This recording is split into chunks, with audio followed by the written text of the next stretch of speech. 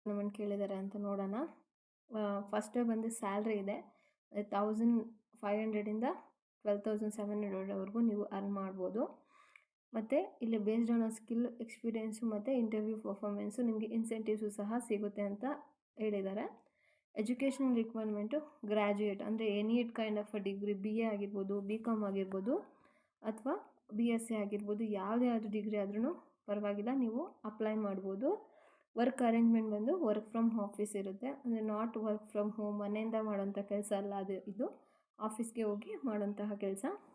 Gender preference ಬಂದು both male and female ಇಬ್ಬರೂ ಸಹ ಅಪ್ಲೈ ಮಾಡ್ಬೋದು. ಸ್ಕಿಲ್ ರಿಕ್ವೈರ್ಮೆಂಟ್ ನೋಡಿ, ಇಲ್ಲಿ ಬೇಸಿಕ್ ಇಂಗ್ಲೀಷು ಮತ್ತು ಕಂಪ್ಯೂಟ್ರ್ ಮತ್ತು MS ವರ್ಡು. ನಾನು ಹೇಳಿದ್ನಲ್ಲ, ಇದು ಡೇಟಾ ಎಂಟ್ರಿ ಓರಿಯೆಂಟೆಡ್ ಜಾಬು ಅಂತ. ನಿಮಗೆ ಬೇಸಿಕ್ MS ವರ್ಡು ಮತ್ತು ಬೇಸಿಕ್ ಎಕ್ಸೆಲ್ ಬಂದರೆ ಸಾಕು. ತುಂಬ ಸಾಫ್ಟ್ವೇರು ಕಲ್ತಿರಬೇಕು ಅನ್ನೋ ನೆಸೆಸಿಟಿ ಇಲ್ಲ, ಬೇಸಿಕ್ ಗೊತ್ತಿದ್ದರೆ ಸಾಕು, ನಿಮಗೆ ಆರಾಮಾಗಿ